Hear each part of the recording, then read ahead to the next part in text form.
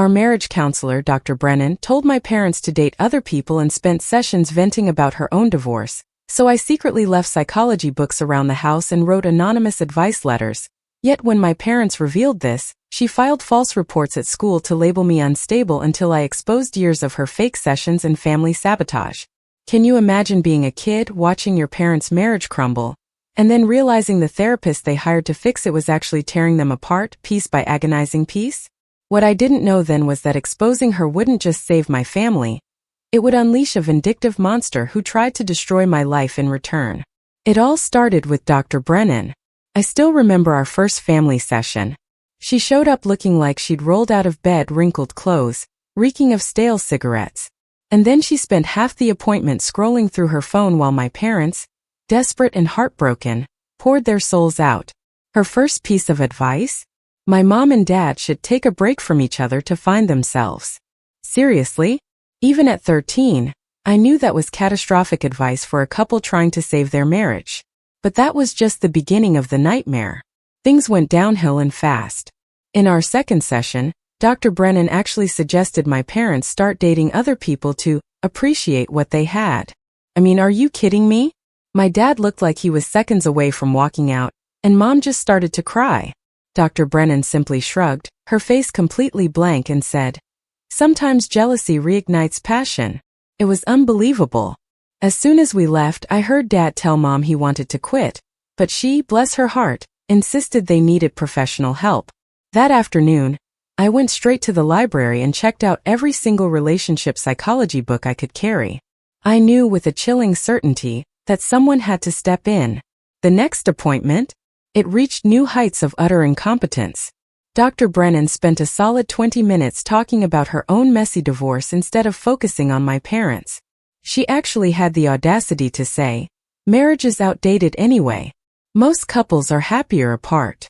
My mom and dad just sat there, looking completely defeated, like all hope was draining out of them.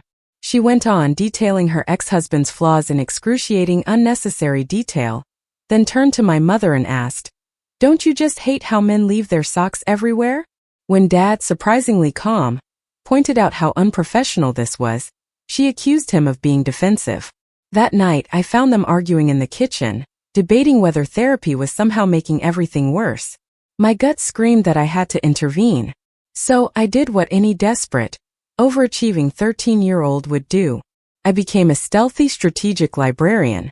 I started leaving books around the house. The 7 Principles for Making Marriage Work on Dad's nightstand, Hold Me Tight on Mom's desk, Crucial Conversations in the bathroom.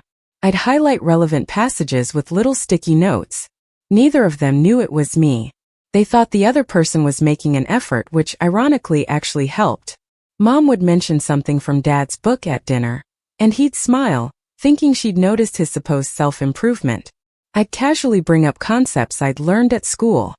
"Hey, did you guys know that couples who express gratitude daily are 50% more likely to stay together?" My parents would exchange glances, and sometimes, one would thank the other for cooking or picking up groceries. Once, I even mentioned my health teacher said couples who laugh together have stronger bonds. Dad, a man of action, immediately told a truly corny joke, and Mom actually giggled. It was a small victory, but it felt enormous. Meanwhile, Dr. Brennan's advice only grew more destructive. She told Mom that Dad's long work hours meant he didn't care about the family. She told Dad that Mom's emotional needs were excessive.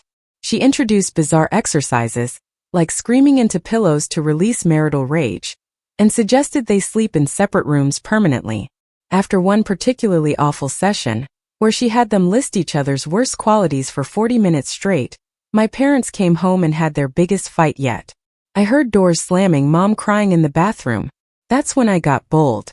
I wrote them an anonymous letter, supposedly from a concerned friend, suggesting they try daily check-ins. Each person shared one appreciation and one concern without judgment. I slipped it under their door, complete with specific instructions I'd researched from the Gottman Institute. Speak for no more than 2 minutes each, no interrupting, and always end with a hug. Miraculously, they started doing it. I watched them slowly transform. Instead of Dad coming home and immediately turning on the TV, he'd find Mom for their check-in. Instead of Mom bottling up frustrations until they exploded, She'd calmly share them during their evening ritual. My little brother asked why they were being so weird, but I just smiled. Dr. Brennan, however, continued her unhinged descent. She started each appointment complaining about her own life, charged them for a full hour despite showing up 20 minutes late, and once she even answered a personal call during their session, about her own custody battle, no less. She recommended books like Women Who Love Too Much and The Myth of Monogamy, completely inappropriate for a couple trying to reconcile. The tipping point arrived when Dr. Brennan suggested separation during the holidays to gain perspective. She said spending Christmas apart would help them evaluate their priorities. My parents looked absolutely broken. Then she handed them business cards for divorce lawyers, saying it was just in case. On the drive home, Mom, defeated, said maybe they should consider it. I couldn't stay quiet anymore. From the back seat, my voice trembling, I blurted out, "Dr. Brennan's advice goes against everything reputable therapists recommend. I've been reading about it." My parents were stunned. So I confessed everything. The books, the notes, the anonymous letter. I pulled out my notebook, where I'd been meticulously documenting her terrible advice versus evidence-based approaches. I showed them printouts from the American Association for Marriage and Family Therapy about what constitutes malpractice. Dad actually pulled over to look at my notes. Mom was speechless. In that moment, I thought I had done good, but it turned out I hadn't, because they immediately called Dr. Brennan to let her know what I had done. And that, it turned out, put her career in jeopardy, something she was absolutely not willing to let go of. The next morning started differently. Mom and Dad weren't speaking at breakfast. They moved around each other in the kitchen like strangers, avoiding eye contact. My little brother kept looking between them, confused. I pushed my cereal around, watching this awkward dance of avoidance. Then the phone rang. Mom answered, and her face went pale. She handed it to Dad without a word. His expression darkened as he listened. After hanging up, they both turned to look at me. Dr. Brennan had filed a formal complaint with the school district. She claimed I was exhibiting concerning behavioral patterns and manipulative tendencies that required immediate psychological evaluation. The principal wanted to meet with all of us that afternoon. My stomach dropped. This wasn't just about therapy anymore.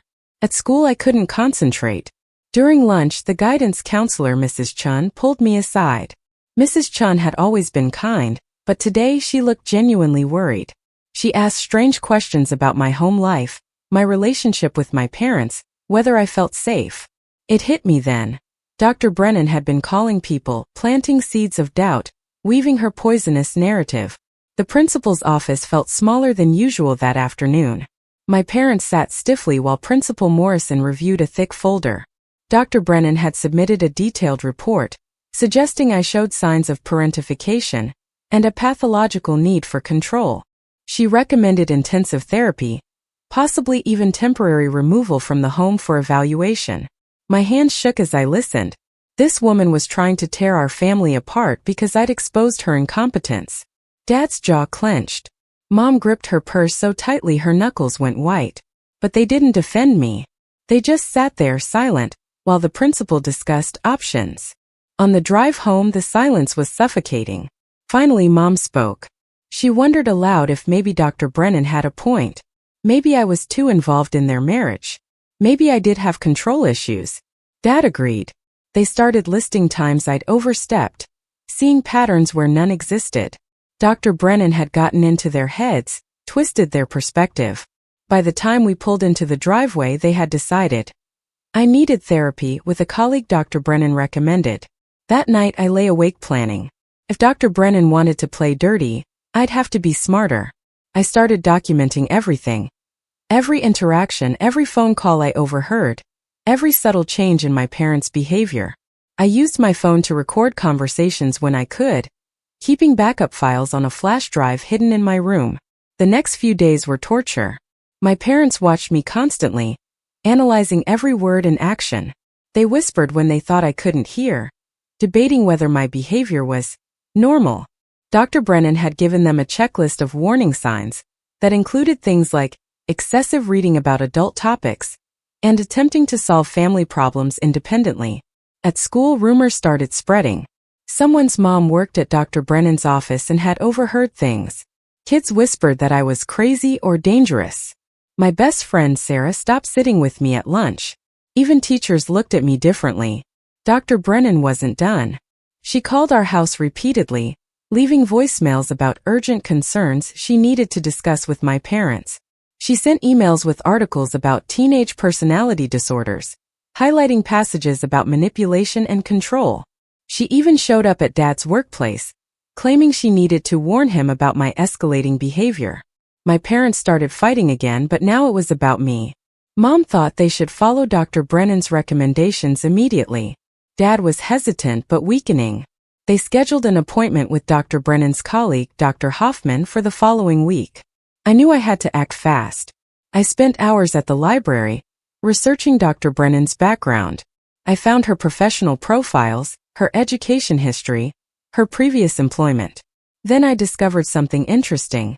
She'd left her last practice suddenly, with no explanation. The practice's website had completely removed all mention of her.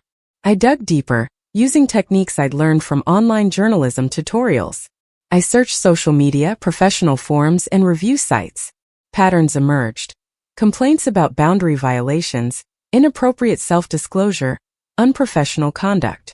Nothing official, but enough to paint a very disturbing picture. Meanwhile, Dr. Brennan escalated her campaign. She convinced the school counselor to require weekly check-ins with me. She weaponized professional systems against a 13-year-old who simply documented her malpractice, showing how truly dangerous unchecked authority can become. She had my teachers monitoring my behavior and reporting back. She even reached out to extended family, expressing concerns about our household dynamics. My aunt called Mom in tears, begging her to get me help. My grandmother sent a long letter about the importance of professional guidance. Dr. Brennan was systematically turning everyone against me, making me look like the problem while she played the concerned professional. The breaking point came when I overheard Mom on the phone with a residential treatment facility. They were discussing admission procedures for troubled teens. My own mother was considering sending me away, based on the lies of a vindictive therapist. That night I made a decision. If my parents wouldn't listen to me, maybe they'd listen to others who'd been in their position. I created an anonymous email account and reached out to every review site and forum where I'd seen complaints about Dr. Brennan. I asked if anyone would be willing to share their experiences. The responses trickled in slowly. A mother whose marriage ended after Dr. Brennan convinced her that her husband was narcissistic. A father who lost custody of his children after Dr. Brennan testified about his anger issues that she'd largely fabricated. A couple who'd spent thousands on therapy that only made their problems worse. But I needed more than stories. I needed proof of her current malpractice. I set up a meeting with Mrs. Chun during study hall. She seemed surprised when I walked into her office carrying a folder thick with printouts. I explained that I needed her help understanding something important. I showed her the anonymous testimonials I'd collected about Dr. Brennan, careful not to reveal how I'd obtained them. Mrs. Chen's expression shifted from skepticism to deep concern as she read through the accounts. She closed the folder and looked at me for a long moment. Then she picked up her phone and made a call to someone she addressed as a colleague from her previous school. They spoke in hushed tones about professional ethics and mandatory reporting. When she hung up, she told me she needed to think about what I'd shown her. That afternoon, Dr. Hoffman's office smelled like vanilla candles and old books, a stark contrast to Dr. Brennan's disheveled space. My parents flanked me on a leather couch while he reviewed Dr. Brennan's referral notes. Unlike Dr. Brennan, he actually looked professional in pressed khakis and a button-down shirt. He asked me direct questions about my interests, my grades, my friendships. I answered honestly, watching him take careful notes. When he asked about the marriage books, I explained my research methodology. I showed him my bibliography, complete with page numbers and highlighted passages. His eyebrows rose slightly. He asked my parents to step out for a few minutes. Alone with him, I pulled out my full documentation folder. I showed him the timeline of Dr. Brennan's sessions with my parents, her increasingly destructive advice, and the correlation with their worsening relationship. I presented it like a science fair project, complete with graphs showing the decline in my parents' communication after each session. Dr. Hoffman studied my materials carefully. He asked probing questions about my motivations, my feelings about my parents' marriage, and my understanding of appropriate boundaries. I answered everything truthfully. When my parents returned, he told them he'd need several more sessions before making any recommendations. On the drive home, my parents seemed confused. They'd expected Dr. Hoffman to immediately confirm Dr. Brennan's diagnosis. Instead, he'd seemed impressed by my organizational skills and suggested they focus on their own relationship rather than pathologizing my behavior. Dr. Brennan called that evening, demanding to know what had happened at the appointment. I could hear her shrill voice through Dad's phone from across the room. She insisted Dr. Hoffman was incompetent and recommended yet another colleague. Dad, to my utter relief, hung up on her mid-sentence. The next morning brought a new development. The school called to say Mrs. Chun had filed a report with the state licensing board about Dr. Brennan's conduct. Apparently, what I'd shown her, combined with her colleagues' input, had triggered mandatory reporting requirements. The principal wanted to meet with us again. This meeting felt different. Principal Morrison's demeanor had shifted from concerned to protective. He explained that the school had received multiple calls from Dr. Brennan that seemed increasingly erratic. He documented each one, noting her emotional state and contradictory claims. He showed us transcripts where she'd first claimed I was dangerously manipulative, then called back hours later, insisting I was being neglected.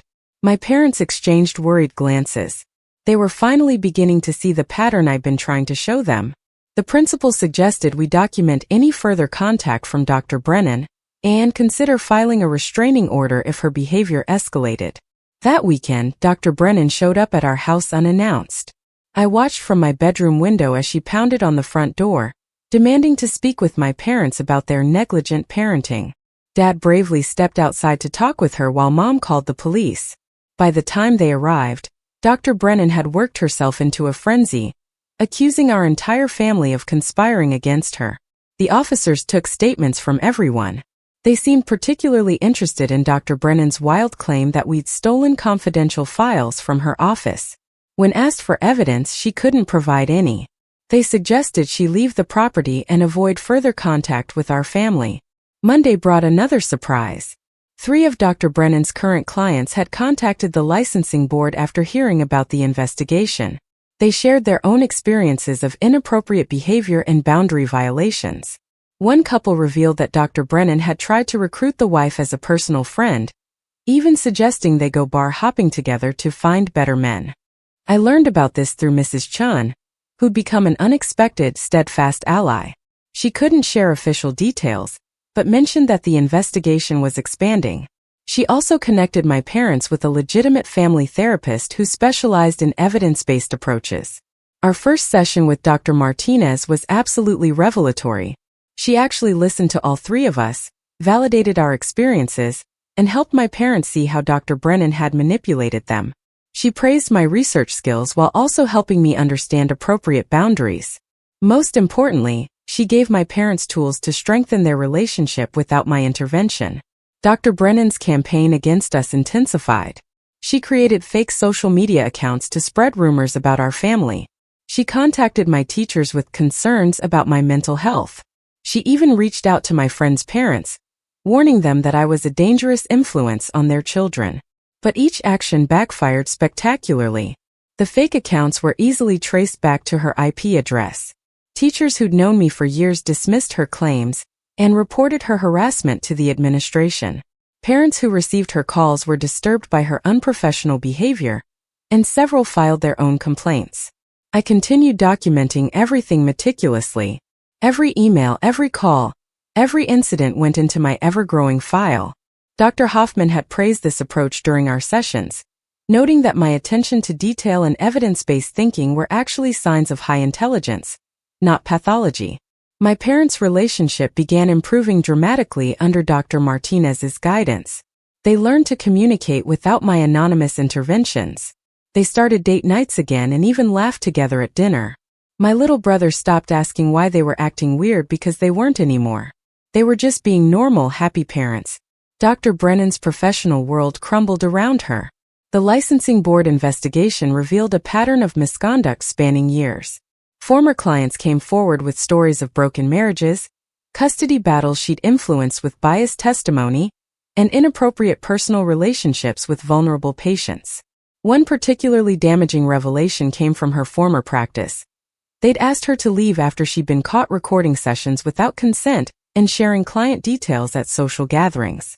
She claimed the recordings were for training purposes, but the investigation showed she'd been building files on prominent community members for potential blackmail.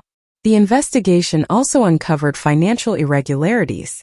Dr. Brennan had been billing insurance for sessions that never occurred, padding invoices with fake diagnostic codes, and charging some clients for emergency consultations that were actually personal phone calls about her own problems. As her professional life imploded, Dr. Brennan's behavior became increasingly erratic. She started showing up at places she knew we'd be: the grocery store, the library, school events. She never approached directly, but would stare from across parking lots or lurk in nearby aisles. We documented each incident with photos and witness statements. The restraining order hearing was scheduled for the following month. Our lawyer, recommended by Dr. Martinez, assured us we had more than enough evidence. The stack of documentation I'd compiled would prove instrumental in showing a pattern of harassment and professional misconduct. Dr. Hoffman submitted a formal report stating that my behavior showed no signs of pathology. Instead, he commended my problem-solving abilities and suggested I might want to consider a career in psychology or law. He noted that my intervention in my parents' marriage, while unconventional, had likely saved their relationship from Dr. Brennan's destructive influence. My parents read his report with tears in their eyes. Dr. Brennan showing up at our house uninvited like some kind of therapy zombie is where things went from weird to maybe we should check the locks twice. They apologized for doubting me, for considering sending me away, for letting Dr. Brennan manipulate them. I told them I understood. She was supposed to be the professional, the expert they could trust. Her betrayal of that trust had hurt all of us. The school lifted all monitoring requirements and removed any mention of Dr. Brennan's concerns from my records. Mrs. Chun became a regular check-in for me, not because I needed counseling, but because she was fascinated by my research methods and wanted to nurture my analytical skills. Friends who distanced themselves slowly returned. Sarah apologized for believing the rumors and asked to see my research files. She was amazed by the thoroughness of my documentation and suggested I start a blog about recognizing therapeutic malpractice. I declined. I'd had enough of Dr. Brennan to last a lifetime. My parents' sessions with Dr. Martinez continued to yield positive results. They learned to recognize the damage Dr. Brennan had inflicted and developed strategies to heal from it. They also established better boundaries with me, acknowledging my intelligence while ensuring I could still be a kid. The licensing board's investigation expanded to include Dr. Brennan's colleague network. Several therapists who'd been accepting her referrals came under scrutiny. It turned out she'd been part of an informal group that referred difficult clients to each other, often with inflated diagnoses that justified extended treatment. One evening, while researching college psychology programs at the library, I noticed Dr. Brennan at a nearby table. She was frantically typing on her laptop, surrounded by legal documents. When she saw me, her face contorted with rage. She started to approach, but the librarian, who'd been briefed about the restraining order, immediately called security. As security escorted her out, Dr. Brennan shouted accusations about me, ruining her life. Other library patrons stared in shock as she claimed I was a master manipulator who'd orchestrated her downfall. The irony wasn't lost on anyone who knew the real story. Her outburst at the library proved to be her final undoing. Multiple witnesses provided statements about her erratic behavior and threats. The security footage clearly showed her agitated state and aggressive approach toward a minor. Our lawyer added this incident to our growing case file. Dr. Martinez helped our family process the ongoing stress of Dr. Brennan's harassment. She taught us coping strategies and reminded us that Dr. Brennan's behavior was a reflection of her own issues, not anything we'd done wrong. She also connected us with other families who'd experienced similar situations with unethical therapists. Through these connections, I learned our story wasn't unique. Many families had been damaged by therapists who'd lost sight of their professional obligations. Some had spent years recovering from bad advice, inappropriate interventions, and manipulative tactics designed to keep them in therapy indefinitely. I started corresponding with other teens who'd recognized malpractice in their family's therapy. We shared resources and strategies for documentation. One girl from across the state had successfully exposed a therapist who'd been romantically pursuing her mother, while supposedly providing marriage counseling. These connections strengthened my resolve. Dr. Brennan wasn't just a bad therapist. She was part of a larger problem in the mental health field. While most therapists were ethical professionals, the bad ones could cause tremendous damage before being stopped. The state licensing board scheduled a formal hearing for the following month. We were asked to provide testimony about our experiences. I spent weeks preparing my presentation, organizing evidence chronologically, and creating visual aids to illustrate the pattern of Dr. Brennan's misconduct. Dr. Brennan made one last desperate attempt to salvage her career. She filed a countercomplaint claiming we'd hacked her computer and stolen confidential files. When investigators examined her devices, they found no evidence of hacking, but did discover she'd been keeping illegal recordings of sessions and maintaining files on clients long after treatment ended. Her former colleagues began distancing themselves publicly. The practice where she'd briefly worked issued a statement condemning her actions and supporting the investigation. Several professional organizations revoked her memberships and removed her from their directories.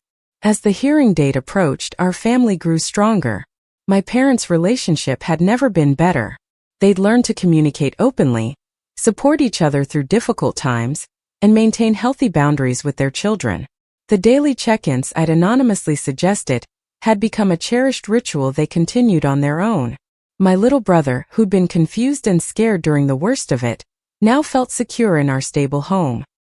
He'd started opening up about his own feelings and fears, knowing our parents would listen without judgment. Dr. Martinez had helped our entire family develop better communication skills. I received a letter from the State Psychological Association commending my exceptional documentation and ethical reasoning in exposing Dr. Brennan's malpractice. They invited me to speak at a conference about recognizing and reporting therapeutic misconduct. My parents proudly framed the letter, finally seeing my intervention as the act of love it had always been. The investigation revealed that Dr. Brennan had harmed dozens of families over her career. Her toxic advice had contributed to divorces, custody battles, and fractured relationships. Many former clients were now seeking legitimate therapy to undo the damage she'd caused. Our lawyer informed us that several families were considering civil action against Dr. Brennan. While we chose not to pursue financial damages, we supported others who needed compensation for the harm they'd suffered. Our testimony would be crucial in establishing her pattern of malpractice. Dr. Martinez continued working with our family, not because we were broken, but because we valued growth and connection. She helped me understand that my desire to help my parents came from love, even if my methods had been unconventional.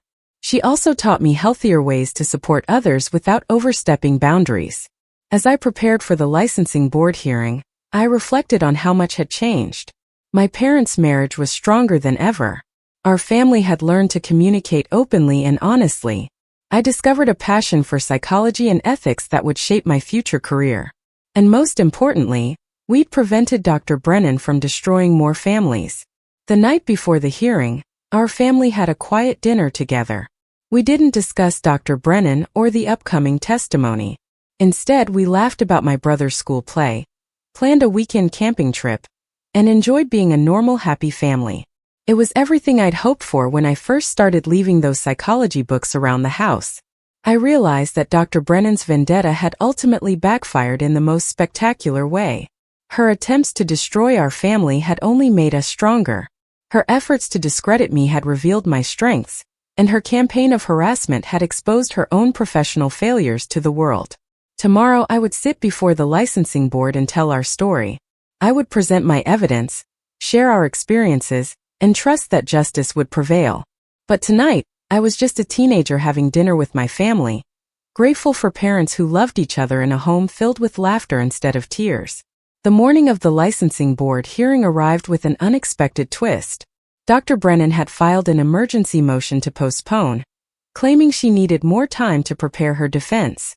The board denied it immediately. They'd already delayed once at her request, and the accumulating complaints demanded swift action. I dressed carefully in my most professional outfit, a navy blazer Mom had bought for debate club. My hands trembled slightly as I organized my presentation materials one final time. Dad noticed and squeezed my shoulder reassuringly. Mom smoothed down my hair and told me she was proud of me. Even my little brother gave me a thumbs up over his cereal bowl. The state licensing board operated from a nondescript office building downtown. We arrived early and found the waiting room already filling with people. I recognized some faces from the online forums, former clients of Dr. Brennan, who'd traveled from neighboring towns to provide testimony. A woman caught my eye and nodded encouragingly. Her teenage daughter sat beside her, clutching a folder similar to mine. Mrs. Chun arrived with Principal Morrison, both having taken personal time to support our case. Dr. Hoffman came too, carrying his professional assessment of my mental health. Dr. Martinez had offered to attend, but we decided her presence might complicate things given her current role as our family therapist. The hearing room felt more like a conference space than a courtroom. 5 board members sat behind a long table reviewing thick binders of documentation. The lead investigator, a stern woman with silver hair, called the session to order. Dr. Brennan sat at a separate table with her attorney, her usually disheveled appearance replaced by an ill-fitting suit and excessive makeup. The investigator began by outlining the scope of complaints against Dr. Brennan. The list was extensive. Boundary violations, inappropriate self-disclosure, billing fraud, breach of confidentiality, practicing outside her competence, and abandonment of clients. She noted that complaints had been filed by 17 different individuals or families over the past 3 years. That number just hung in the air, a testament to how deep her harmful patterns ran. Dr. Brennan's attorney tried to argue that the complaints were orchestrated, a conspiracy led by a vindictive teenager. The board members exchanged skeptical glances. One asked how a 13-year-old could have influenced clients from different cities who'd never met. The attorney had no coherent answer. The first witnesses were former clients from Dr. Brennan's previous practice. A middle-aged man described how she'd convinced him his wife was having affairs based on no evidence, leading to an unnecessary divorce. A young woman testified that Dr. Brennan had shared details of her sessions at a party, humiliating her in front of mutual acquaintances. Each story painted a picture of systematic professional misconduct. When my turn came, I approached the podium with my presentation materials. The investigator smiled slightly and told me to take my time. I began with a timeline of Dr. Brennan's sessions with my parents, showing how her advice consistently contradicted established therapeutic practices. I presented graphs correlating her interventions with the deterioration of their relationship. I showed them my research comparing her methods to evidence-based approaches. The board members leaned forward, clearly impressed by the thoroughness of my documentation. One asked about my sources and I provided a full bibliography, including peer-reviewed journals and professional guidelines. The crucial evidence came from Dr. Brennan's own actions after I'd exposed her incompetence. I presented the school's documentation of her escalating calls, the police reports from her house visit, the fake social media accounts traced to her IP address, and witness statements from the library incident. The pattern of harassment was undeniable. Dr. Brennan's attorney tried to cross-examine me, suggesting I'd manipulated evidence. I calmly referred him to the official documents, all obtained through proper channels. When he implied I'd hacked Dr. Brennan's computer, I pointed out that she'd made that accusation without evidence, and the investigation had actually revealed her illegal recording of sessions. My parents testified next, describing how Dr. Brennan's advice had nearly destroyed their marriage, and how her retaliation had traumatized our family. Dad's voice cracked when he described considering sending me away based on her lies. Mom detailed the sleepless nights, worrying that something was wrong with me, only to realize Dr. Brennan was the problem. Dr. Hoffman provided expert testimony about my psychological evaluation. He stated unequivocally that I showed no signs of pathology, describing my behavior as that of an intelligent, caring child who'd recognized a threat to her family and responded with remarkable resourcefulness. He criticized Dr. Brennan's attempt to pathologize normal teenage intelligence and family loyalty. Principal Morrison and Mrs. Chun testified about Dr. Brennan's inappropriate contact with the school. They documented every call, email, and complaint, showing an escalating pattern of harassment targeting a minor. Mrs. Chun mentioned that she'd felt ethically obligated to report Dr. Brennan's behavior, regardless of the impact on their professional relationship. The afternoon brought more former clients. Each story revealed new depths of Dr. Brennan's misconduct. She'd told one couple to divorce because their astrological signs were incompatible. She'd suggested another client seduce her best friend's husband to test his loyalty. She prescribed meditation techniques she'd learned from a YouTube video, claiming they were cutting-edge therapy. The financial evidence proved particularly damaging. The investigator presented records showing Dr. Brennan had billed insurance companies for sessions that never occurred, charged clients for phone calls about her own problems, and continued billing families after they terminated treatment. The fraud totaled over $30,000. Dr. Brennan finally took the stand in her own defense. Her testimony was a disaster. She rambled about being persecuted, claimed her methods were too advanced for conventional understanding, and accused the board of jealousy over her success. When asked about specific ethical violations, she either denied obvious facts or justified them with bizarre psychological theories. The breaking point came when she tried to blame everything on me. She called me a master manipulator who'd orchestrated an elaborate scheme to destroy her career. She claimed I planted evidence, coerced witnesses, and hacked into her computer systems. The board members looked incredulous. One pointed out that I was 13 years old during most of these events. Her attorney tried damage control, but Dr. Brennan wouldn't stop talking. She revealed details about other clients, violating confidentiality in real time. She admitted to recording sessions but insisted it was for research. She even confessed to maintaining files on prominent community members for future reference. Her attorney put his head in his hands. The board called a recess to deliberate. We waited in the hallway with other families, sharing quiet conversations about our experiences. The woman I'd noticed earlier introduced herself and her daughter. They'd driven 3 hours to testify about how Dr. Brennan had convinced the mother her daughter's anxiety was actually early-onset schizophrenia, leading to unnecessary medication and hospitalization. After 2 hours, we were called back. The board's decision was unanimous. Dr. Brennan's license was revoked immediately. She was barred from practicing therapy in the state and would be reported to national databases to prevent her from obtaining licenses elsewhere. The financial fraud would be referred to the Attorney General's office for potential criminal prosecution. Dr. Brennan erupted. She screamed about injustice, threatened to sue everyone present, and had to be escorted out by security. Her attorney quickly distanced himself, stating he'd been unaware of the extent of her misconduct. The investigator thanked all the witnesses for their courage in coming forward. Outside the building, families exchanged contact information, forming an informal support network. Several people thanked me personally, saying my documentation had given them the courage to file their own complaints. I felt overwhelmed by the weight of what we'd accomplished. The drive home was quiet but peaceful. My parents held hands in the front seat while my brother played games on his tablet. The ordeal was finally over. Dr. Brennan could never hurt another family the way she'd hurt ours. Over the following weeks, the aftermath unfolded predictably. Dr. Brennan's practice closed immediately. Her landlord found the office abandoned with confidential files scattered everywhere. A court-appointed administrator had to secure the records and notify affected clients. Local news briefly covered the license revocation, but we declined all interview requests. Some of Dr. Brennan's former colleagues reached out to affected families, offering pro bono sessions to undo the damage. The therapist who'd shared office space with her expressed shock at the revelations, saying she'd noticed odd behavior, but never imagined the extent of the misconduct. Our family continued working with Dr. Martinez, processing the trauma of Dr. Brennan's manipulation and harassment. My parents' relationship grew stronger through facing adversity together.